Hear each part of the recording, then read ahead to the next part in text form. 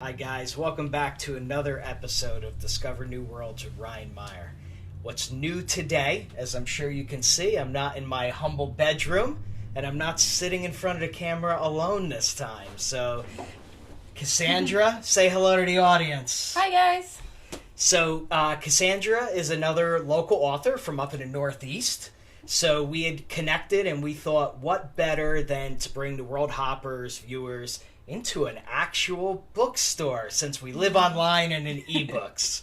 So today we're at Black Dog Books in Lafayette, New Jersey, which is just the cutest place. You can see the stonework behind us, some wooden pillars above. It's really a perfect place. And I have to thank Cassie for finding this gem. Yeah, who do I have to thank for Black Dog Books? Probably just, the locals back home where I grew up. They used to be in Newton. And then when she moved up here in Lafayette, I came and saw her new place. And I was like, well, this is just perfect. This is adorable. We need to do something here. So luckily she, let us do something here. That's right. It's Catherine, correct? Yeah, so Catherine from Black Dog Books. It's a great place. So if you're in the Jersey area, make sure to check it out or go online because you'll find them there. So Cassie, you're here today. We're going to do a couple things, but most importantly, let's talk about a little bit of who you are. So why don't you tell us about your journey from reader to writer? So they kind of happened, I think, simultaneously, which I think is pretty common for authors. I remember reading with my, I read bedtime stories with my father. He would read us Go Dog Go and the Dr. Seuss sleep book. And that was the Dr. Seuss sleep book legit is still one of my favorite books today.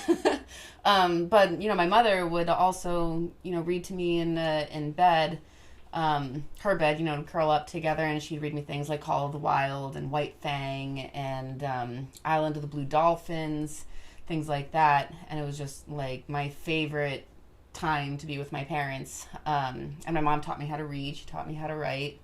And pretty much as soon as I learned to write, I started writing little stories and telling little stories. My debut as a storyteller was at the age of 3, helping my dad in the in the yard and telling them the epic tale of Squirm the Worm, who was on a journey to find his long-lost father, who I think had gotten, eaten by a robin or something like that. It turned dark. I remember that much. That's a theme for you, isn't it? Kind of. Which it surprises me, because I feel like I am a generally happy and cheerful person. So, maybe it's all just repressed. I don't know. But, yeah, I just read like it was my job for many, many years. As far as writing goes, my first stories, outside of school, I got started with fan fiction, which was wonderful. Pretty much for the entire years of high school, I was reading my novels, but I would spend hours on fanfiction.net reading Harry Potter fan fictions, Lord of the Rings fan fictions, later on Avatar. Oh, I love Avatar. And, I think fan fiction is a great way for young writers to get started, because a lot, the world building is done already. A lot of the characters are built already, so it's kind of like training wheels for young authors. And, I always said that I wanted to write an original novel, as a bucket list item, and I wanted to have a complete novel, and I never actually thought that I would try to get it published, but I started the Charleston Crown, which back then was called Under the Willow Root.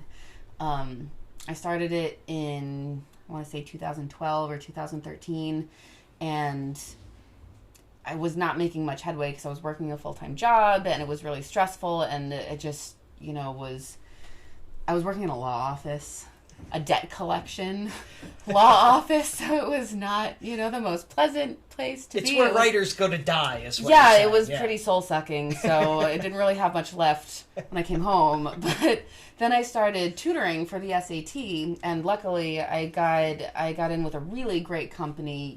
He paid us well, treated us wonderfully. He's the best boss that I've ever had, and I like miss him horribly.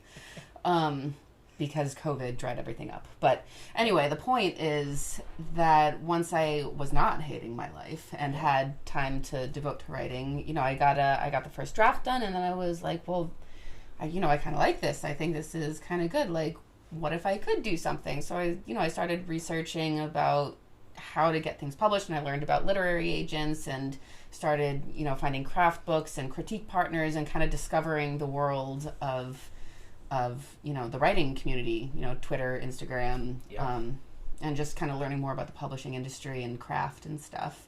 And that has been an ongoing learning process for, the last, 7 years now. And will continue to be, probably. Oh, yeah. As always, right? Yeah, it is an ongoing process. I have not figured it all out yet. I don't think anyone has, but, yeah. So, The Charleston Crown, I think that's a great transition. That was your debut novel. Yeah.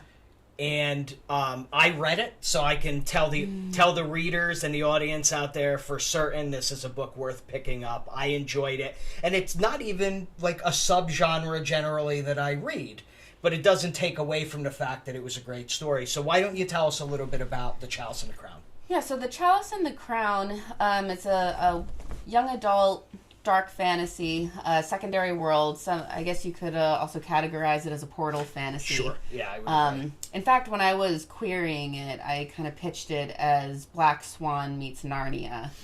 But it's not a portal fantasy in the sense that, you go through a wardrobe or, right. Tree or whatever portals end up in stories. The story was actually in part inspired by a memoir a medical memoir that I read about a woman's descent into madness. It was called My Brain on Fire, My Month of Madness, and I think her name was Susanna Clark. Okay. I will look that up and we will put it in the comments correctly. Yeah. But basically, this woman started having hallucinations and like really severe hallucinations, insomnia, and all kinds of symptoms that no one could really explain. And she went to doctor after doctor, and one doctor said, "Oh, you are obviously an alcoholic going through withdrawal," and she's like, "No, that's not what's happening." But maybe it's schizophrenia, it's this, it's that, and she eventually ended up in the hospital. Just not there anymore. Like she said that when they eventually diagnosed her with a kind of oh my gosh, why am I blanking on this? I will find that out too. They did find a diagnosis, is the point. Schizophrenia? But no. It's a kind of encephalitis, I think it was. Oh, so it was an actual it was an actual issue. Yeah, it was a medical issue. It was not a psychiatric issue. Interesting. And what I thought what kind of created the nugget for the story was she said that after they diagnosed her and they got her on a medication and she started getting better, she saw these videos of herself in the hospital and she just had no memory of it whatsoever. And kind of what she said was like, it's like I wasn't there, like that wasn't me. And so that kind of inspired that element of the Chalice of the Crown of Sasha being in two worlds. So that's kind of the portal element, is she's in this other magical world. Yes. But her body is still here, and she's only kind of intermittently aware of it. She's kind of going back and forth until the time comes when she kind of crosses over completely. And then at that point, she's trying to get back to her own life, her own world. But there's this question of like, well, what am I going back to? Like, I was really sick. Like, what is life going to be like when or if I get back? Do I want to go back? I can see exactly how that ties in. And when I was reading it, and you described, Sasha, the main character, is in a similar situation, but like you said, when she's not there, like she's somewhere else, right? It was reminiscent for me of... how would you say, it was like almost like what you would imagine if you're in a coma, right? So like you wonder when a person is in a coma, what is going on? And that's the same sort of feeling and the mystery of the beginning part of the book, for sure. Right. So now it does, and for people who are going to read, it gets a little dark in the middle. You call it dark fantasy. When at first I started, I think I teased you a little bit and said, I thought this was going to be dark fantasy. And then I was like, this is why it's dark. So, it deals with a lot of difficult situations. Why was that important for you to tackle when you were writing Charleston Crown? Well, part of it was, maybe it was just the kinds of books that I read growing up. They seemed to skate over about a lot of things, and I don't know, it just seems like when you're in these adventure fantasy novels, there's a lot of heavy stuff, and some of it kind of gets skated over, laughed off, and you don't really dig into the fact that it's traumatic. It's big stuff. It's real. Obviously not the magic part, but sure. Being controlled, being manipulated, whether that's magically or through your circumstances, through your relationships, and physical abuse, it happens, and mental illness, it happens, and that was kind of, it seemed like the dividing line, because Sasha honestly is, as a character, is not for everyone. Sure. She's very, very focused and very determined, and carries a big sense of responsibility and obligation, and she has a great strength and resilience about her, but it also makes her kind of myopic in a sense. She is so focused on her career and so focused on her own family that it doesn't really leave a lot that's left over for everyone else. So that was a big complaint that some readers had, was that she's not very nice. She doesn't pay attention to the other people in the world. Yeah. And it's true, and I think that that's very true of a lot of people in situations like Sasha's, where when you feel that amount of pressure from your family, you have so much to live up to, the other people kind of do fall by the wayside. But then when she gets into Kingsgarden, and she has to learn to open up, and she has to learn to trust, and think about kind of the bigger picture and the larger picture, and maybe the career, or maybe this goal that I had for me personally, maybe that's not all there is. So Sasha's backstory, she's a ballerina. Yes. At a very high echelon dance school, right? Yeah, she's a very high level ballerina, poised to kickstart her career. Yes. And her grandmother was a famous ballerina. Her mother was a famous ballerina, but her mother went mad. Yes. Just as she was at the height of her career, and so Sasha feels a really big pressure to kind of make up for it and not take that fall, to be everything for her grandmother that she lost in her mother. Well, I think it makes her a real character, though, because when you look at people at the peak of their professions, generally that doesn't happen accidentally, right? So like you say, a critique of her characterization was that she's very focused and lasered in, but I think a lot of people... she's kind of bratty sometimes, but that's also... But I think that's kind of par for the course when you have somebody they have to be driven and focused and I don't have time for you. I don't have to, and it makes a little bratty, right? That's a good term, I think. Yeah, and then when she starts, her descent into madness, she lashes out. She doesn't trust easily. She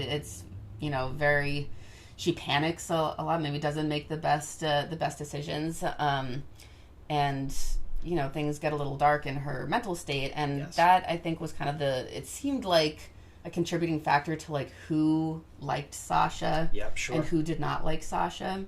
A lot of the readers who were in love with Sasha, they all seemed to have some sort of trauma going on, whether that was medical or emotional or whatever, and those seemed to be the kind of readers who connected really well with Sasha. Yeah, and I think, well, they could probably see themselves and Yeah, their you know, situations yeah, and in so a I think little that that's bit. important to portray, and you Yeah. know, and there's so much, and I really enjoy that that seems to be a push in YA these days Yes. of, you know, showing different people's experiences and, you know, not kind of brushing it under the rug. And like you said, fantasy generally tackles really big issues. We have these heroes who are saving the world, or they're battling the ultimate evil.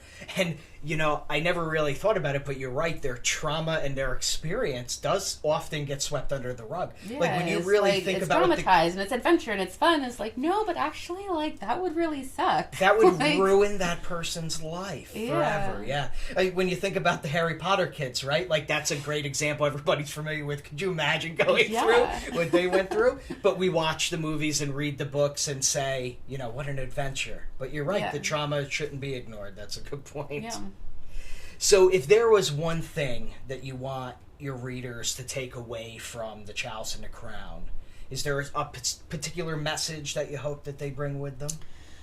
Honestly, one of the big things that I wanted to do with the Chalice and the Crown is a heroine who is strong without needing to, you know, be waving a sword around. Sure. You know, resilience is a strength, and it takes a lot of strength to just survive. You know, and sometimes I think just surviving is as big a win as, you know, going and doing your sword swinging and saving the world from, you know, whatever prophesied evil is going on. You know, and that just you know, withstanding everything that life and the author is throwing at you, Yeah. like, that is a really important kind of strength. Resilience, that was well said. Yeah. You know, and I think another topic we talked about, everybody, is we talked a lot about, and we'll discuss it, the benefits of reading fiction, right? Mm-hmm. And I think that would be a good transition, because we're talking about the resilience of it, and a lot of the times we do read books and we expect the hero to pick up a big sword and slay the dragon.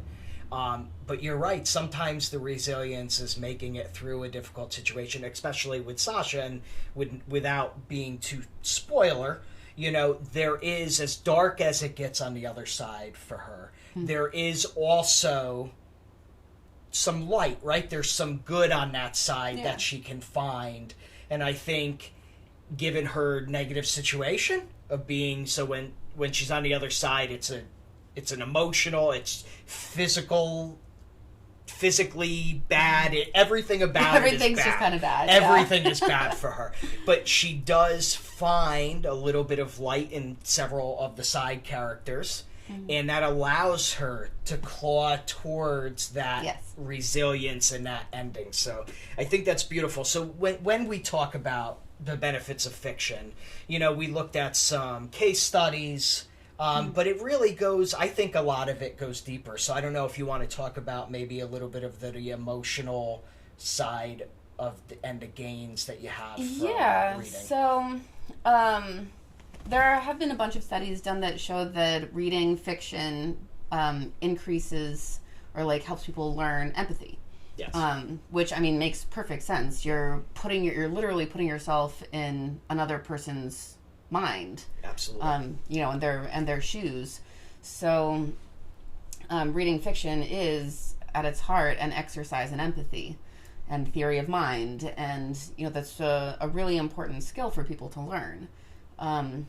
Just as citizens, and also in terms of critical thinking and, you know, just functioning in the world, especially in the age of information, when, you know, you have so much coming at you and you're seeing, you know, news stories and stuff on Twitter and Facebook, and, you know, seeing lots of snippets of other people's lives and not necessarily the full story. And, you know, it's really easy to judge based on just a little bit of information. And so, you know, practicing empathy on a regular basis, I think, is really important for, you know, to resist that urge to jump to conclusions and jump to judgments about what you're seeing, you know, before, okay, well, let me put myself in that person's shoes, or let me think about the possibilities that, like, what might be going on, or just realizing that there are lots of possibilities for what's going on, which I think is an important part of what fiction can offer.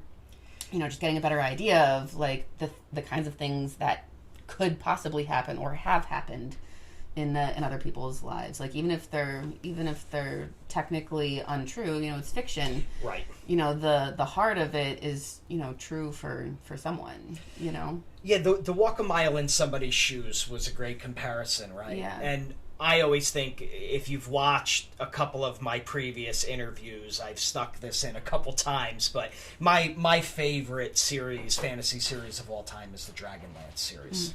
And Tanis Half-Elven, who's half elf and half man, right? I think when I was in my early teens, or maybe I was a preteen when I first started reading that, I always think that was one of the first examples for me of walking in someone else's shoes. And you would think that it's something that I would have, as a young adult, started processing, but I think 11, 12, or 13-year-old mind, I had never even conceived that would be a problem.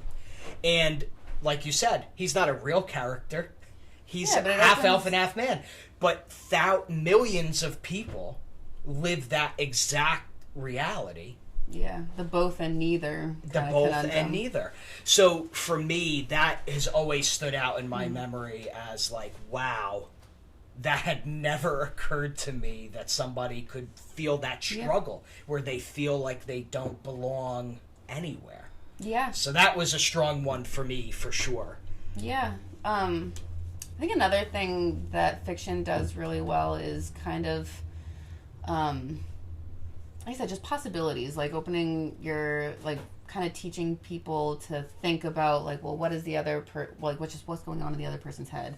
And kind of giving examples and kind of archetypes for, like, when this kind of things happen, this is how some people react.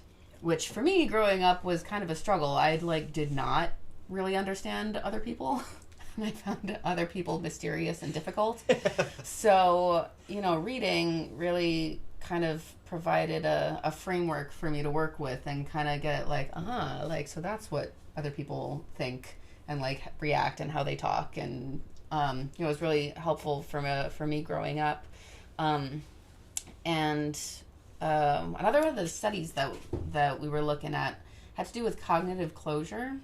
So what cognitive closure is your mind's need to solve the problem, arrive at a conclusion, and your mind just naturally, which I'm sure was helpful when you were being hunted down by a lion and you needed to make decisions quickly, that, okay, give me the information, I want an answer now.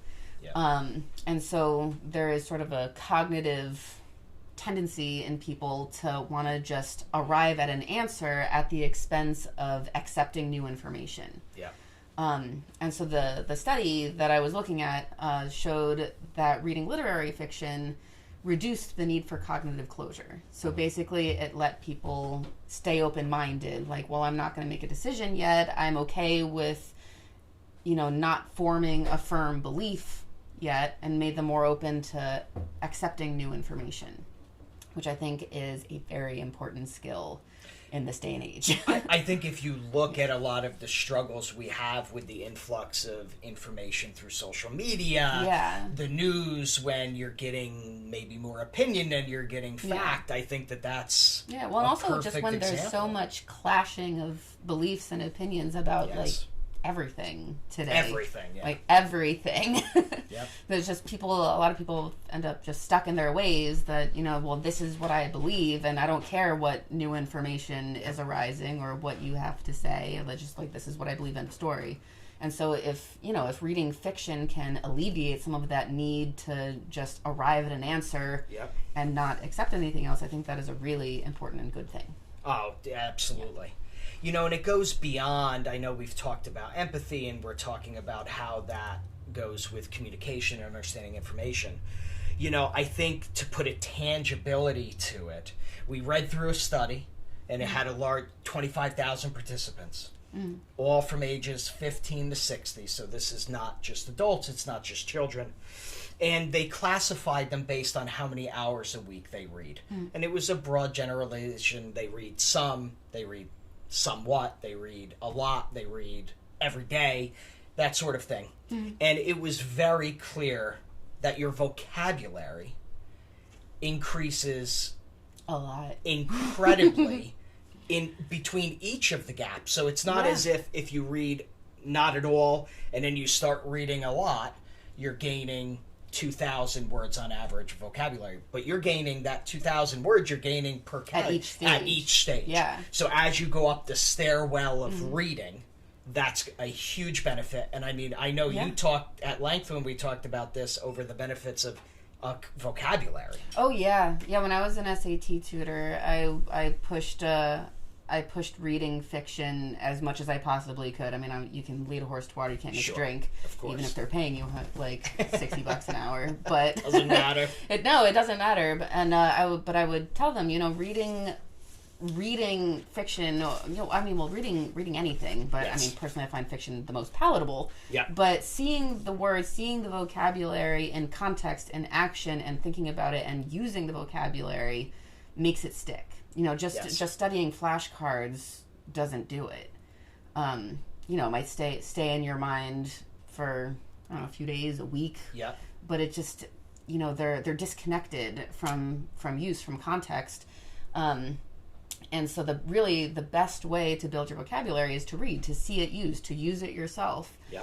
And, I think having a good vocabulary is also an important life skill. Again, in this day and age when we have so much information coming at us and we have so many complex issues to grapple with, being able to express yourself and say exactly what you mean and understand the information that's coming in is just unbelievably important. Absolutely. And I mean, look at today's, maybe today isn't a great example, but when we talk about job markets that are generally very competitive, right? So, but I'm job hunting right now. It's like a sore subject. Well, yeah, but through your reading and your vocabulary, when you go in for interviews, like let's talk about, you and I, we have a passion for fiction, right? But just as I do, that not every kid's going to. So, and you know what? I'm going to pause us before we go that way. The importance of literary fiction is because with the way I view it is look at the grade levels that they're written at. When you look at a lot of nonfiction, it's written at a significantly lower reading level than maybe some of it, not textbooks, of course, but it's written for the general population. Yeah, I never thought of that. And it's going to be written at a lower so that more people can functionally read it. But when you start diving into certain genres, you start getting a lot cooler, more obscure vocabulary. Yeah. Very much so. So, I think that that's something to distinguish because I think a lot of people would go out of their way to say, well, you know what, reading in general is going to help you. You don't have to pitch me on reading fiction. Yeah. But I think that there is a tangible difference there. The other thing that we talked about is I had mentioned the job market. So when you go in and have a job interview, they're not testing you on your job skills. They're having an open conversation with you about your past. So I think when I look at what a situation would be when I'm interviewing somebody in my past, how well they come across, how they present themselves, it's so much of that has to do with being able to speak well. Yeah. And I think that that's something that, it's easy to gloss over, but those are important skills for later in life, no matter what you do. You don't have to go on and write a book, right? No.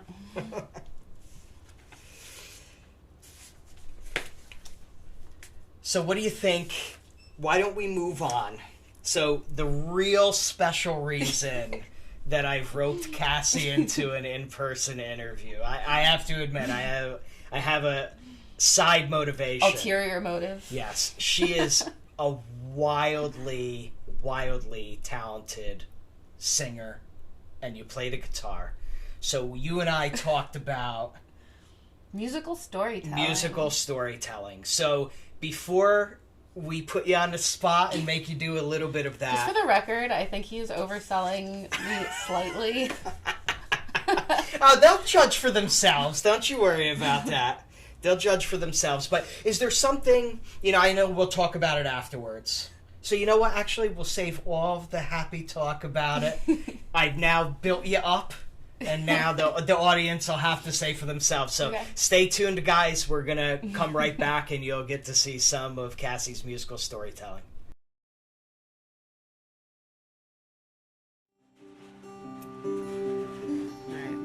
So, I'm not usually one for ghost stories, but I have to tell this one because I didn't realize for a long time that it was a ghost story. See, I have this cousin who plays the violin, and we went to the flea market last fall, and we were just looking for the usual cute Instagram props, decor, stuff like that. But we found this gorgeous antique fiddle, and it was going for a ridiculous price, 50 bucks. So for perspective, my cousin's really good, but not necessarily professional level violin costs closer to, $5,000. And this guy gave us, the guy selling it, gave us this story about how it had been in his family for 200 years, which is bullshit, obviously. I mean, a 200-year-old quality violin going for 50 bucks. I mean, come on. But, Rachel, my cousin, didn't care. She knows her stuff. She said it was a genuinely quality instrument. It just needed some new strings. So we bought it, she bought it. She handed over the 50 bucks, and we skipped off to, drink hot apple cider, do basic girl stuff in the fall. But then a couple weeks go by, and I don't hear from her. And I'm curious about the violin, so I give her a call, and we chat, and she never mentions the fiddle once, which I thought was kind of weird. She was so excited about it. So a couple weeks go by, and I'm thinking, that is weird. So I call her again and ask about the fiddle, and she's like, oh, it's great. It's great. It's so great. Really great. And how people do that thing where, it's kind of dost protest too much, methinks. So I'm like, really? Like, what's going on? And she's like, no, you're not going to believe me. I'm like, no, try me. Come on. And so she tells me, and apparently the fiddle is haunted. And I'm like, well, what do you mean? Is there a ghost coming out of your violin when you play? What's going on? So apparently the first time she played the violin, she played a jig, but it didn't work. It was like her fingers were stuck to the strings. It just wouldn't bounce like a jig is supposed to do. It came out sounding more like a funeral march. Annoying, but she didn't think much of it until she went to bed and had nightmares all night. Super creepy ones about a girl in a white dress standing in a pond, dripping wet and staring. Just creepy. So Rachel tries again the next day, and the same thing happens. No matter how hard she tries, she just can't play anything that doesn't sound dead depressing. And that night, the nightmares come back, and this time with a creepy song to go along with the creepy girl. The first time she heard it, it was just a couple of verses, and she played it for me and sang it for me, and this is how it goes. There were two sisters in County Clare, oh, the wind and the rain. One was dark and the other was fair, oh, the dreadful wind and rain. And they both had a love of the miller's son, oh, the wind and the rain. But he was fond of the fairer one, oh, the dreadful wind and rain. But it's weird. I mean, obviously it's weird. The whole thing is weird. But what struck me as particularly weird is that there's only one girl in her dream, not sisters. So the next day she tries the fiddle again, and this time she tries the tune that she played, or that she heard in the dream. And at this point in the story, I'm expecting her to say that, the lights cut or there's an icy wind, but it's not that kind of ghost story, I guess. She just plays a creepy song, and big surprise, she gets a little creeped out. But that night, the dream comes back, and she finds out more about the sister and the miller's son. And they both had a love of the miller's son, oh, the wind and the rain. But he was fond of the fairer one, oh, the dreadful wind and rain. So she she pushed her into the river to drown. Oh, the wind and the rain, and watched her as she floated down. Oh, the dreadful wind and rain. And she floated till she came to the miller's pond. Oh, the wind and the rain, dead on the water like a golden swan. Oh, the dreadful wind and rain. And she came to rest on the riverside. Oh, the wind and the rain, and her bones were washed by the rolling tide. Oh, the dreadful wind and rain. Yeah, so really sad, right? But I'm wondering, what does the fiddle have to do with anything? Maybe it belonged to the dead girl, or the sister even. But no, that bit of creepiness comes another night in another dream. And along the road came a fiddler fair. Oh, the wind and the rain, and found her bones just a-lying there, crying, oh, the dreadful wind and rain. So he made a fiddle peg of her long finger bone. Oh, the wind and the rain. He made a fiddle peg of her long finger bone, crying, oh, the dreadful wind and rain. And he strung his fiddle bow with her long yellow hair. Oh, the wind and the rain. He strung his fiddle bow with her long yellow hair, crying, oh, the dreadful wind and rain. And he made a fiddle of her breastbone. Oh, the wind and the rain. He made a little fiddle of her breastbone, crying, oh, the dreadful wind and rain. But the only tune that the fiddle would play was, oh, the wind and the rain. The only tune that the fiddle would play was, oh, the dreadful wind and rain. And the only tune that the fiddle would play was, oh, the wind and the rain. The only tune that the fiddle would play was, oh, the dreadful wind and rain.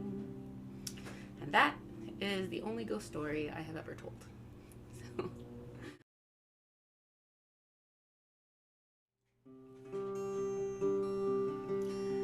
Once upon a time, there was a girl named Rose who lived in a castle and wore a crown of gold and the finest dresses money could buy. But Rose was not a princess. She was a ward of the king, a lonely, bitter old man who had sired 3 sons and lost every single one of them.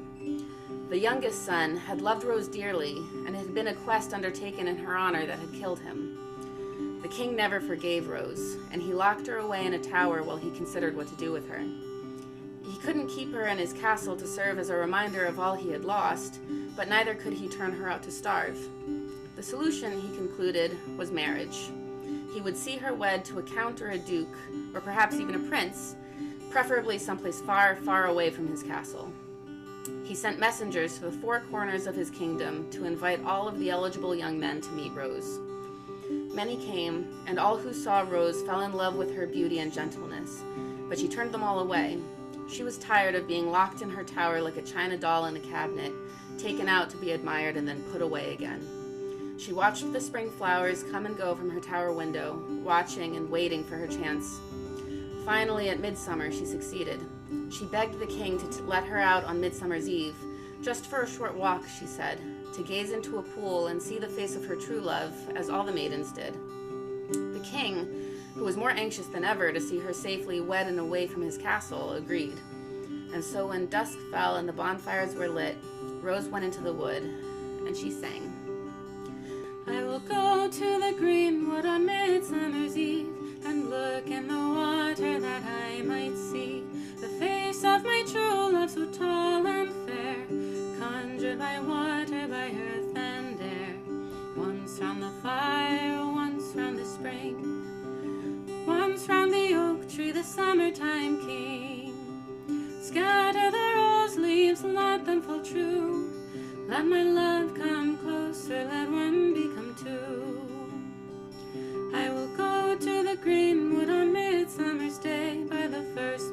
sun by the first summer's rays. There shall I wait for my true love to see what I saw in the water on Midsummer's Eve. What I saw in the water on Midsummer's Eve. And the next morning, Rose did go into the wood once more, and she waited by the spring, praying that her charm would work. She sat beside the pool and waited, and as the sun rose, she heard a voice singing in the trees. Leaves turn, snow falls, green on the ground, sun in the sky. In each turn of the seasons, they turn to you. Do you think of me? I think of you. Every sun, every moon, every star in the sky shines for you. I can see the morning breaking in your eyes. Do you think of me? I think of you. Roses bloom, dew fades. The wind blows a kiss to your cheek unafraid. I would kiss you so, a whisper from the blue. Do you think of me? I think of you. Rose was entranced. She wanted to get up and go looking for the voice, but she couldn't move.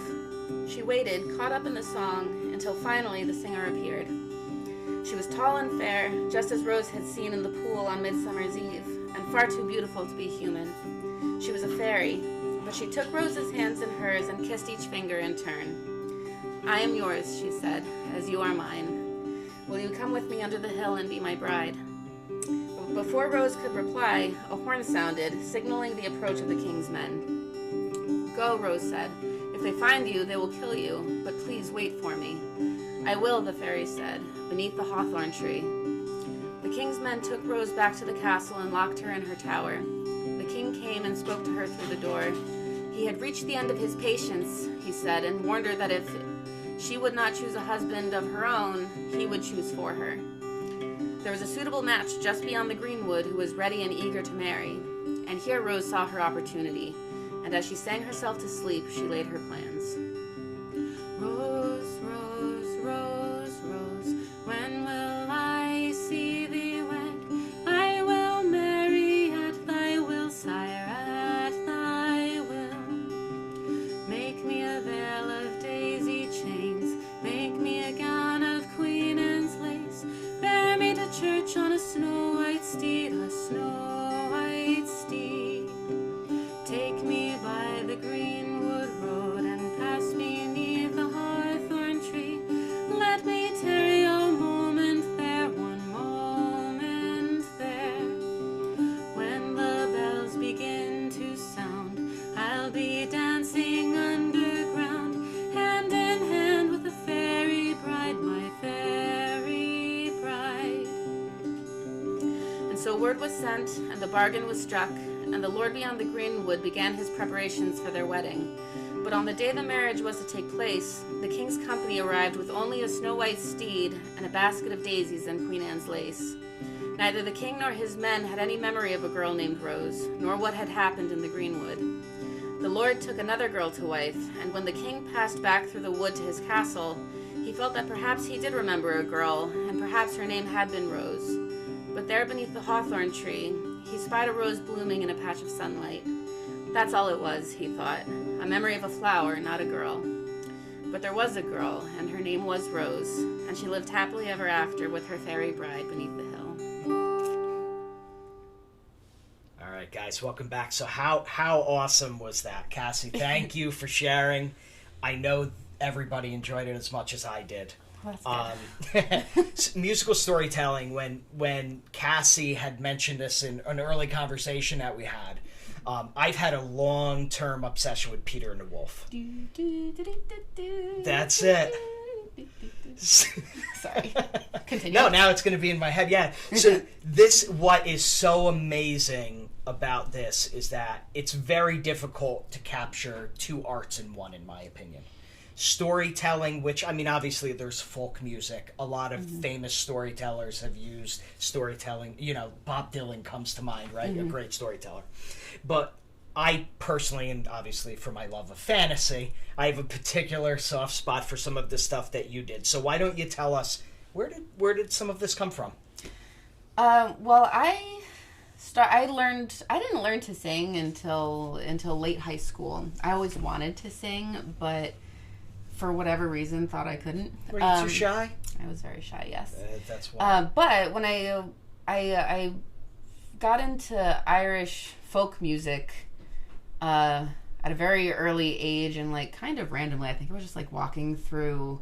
Don't have a big Irish background. Actually, my family is Irish. So maybe that plays a little part. Yeah, maybe. But I think I was just like walking through the store one day, and it was on in the store, and I was like, "What is that?"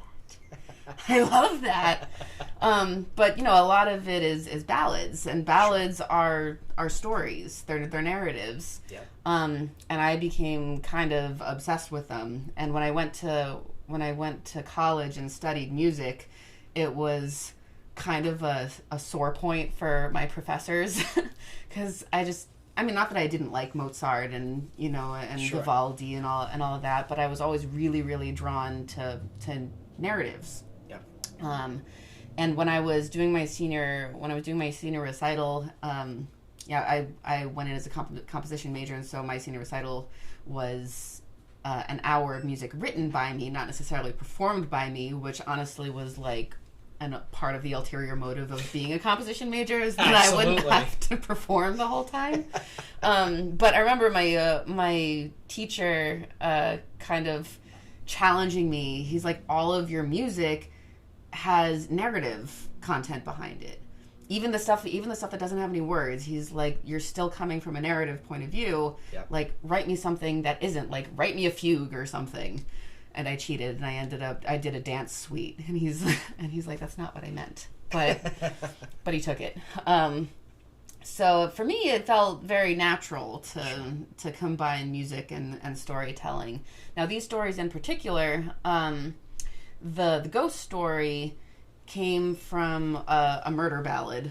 Okay. This ballad of the two sisters, Wind and Rain. There's a bunch of different versions of it. I think it originated in Scotland and then traveled to America with the Scottish immigrants. So there's lots of different versions of it. But the bones are the same. The two sisters, the river, and then that ballad inspired a short story, which then inspired this musical storytelling thing. And then the Midsummer story with Rose, that too was inspired by a story, inspired by a song. Sure. But both of the stories are adapted versions of stories that I have in my short story collection, The Fruit of Our Thorns. And is that available to the readers? Where would they find that? On Amazon. Wonderful. So when you pick up the Charleston Crown, you could pick up the short stories along with it. So, Cassie, before we wrap it up, you've entertained us for plenty of time, but what's next for you? So, the next up is a book called Magisa. It is my second novel. It's coming out next year, August 23rd, from Parliament House Press.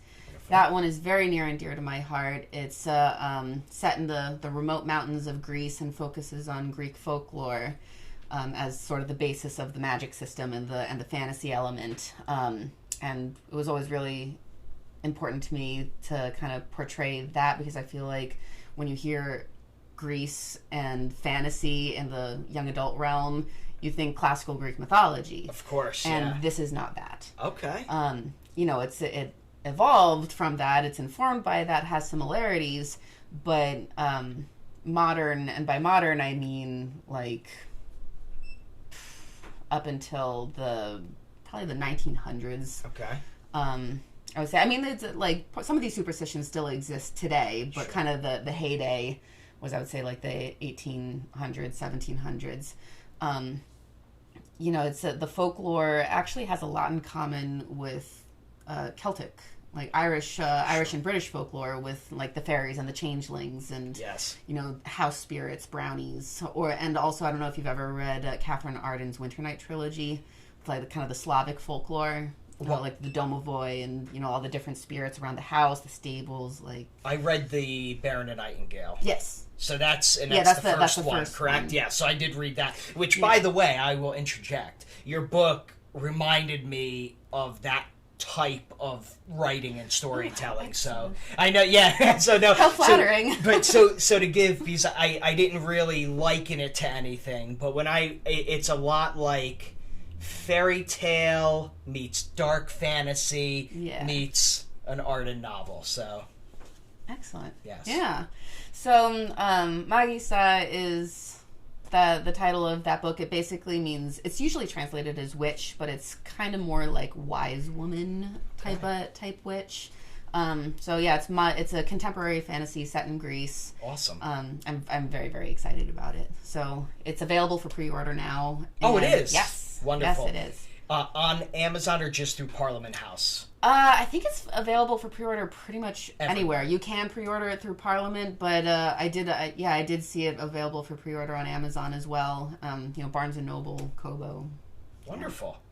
And I'm assuming that you have the next project in mind. Yeah. I know maybe it's a little soon for that. No, but... I am in the thick of, I wouldn't say a sequel to the Charleston Crown, but like a companion novel. Beautiful. Yeah. All right. Well, everybody, Cassie, thank you for joining us. Thanks for having me. This was great. I hope everybody enjoyed, and remember, get out there and keep discovering new worlds. Bye.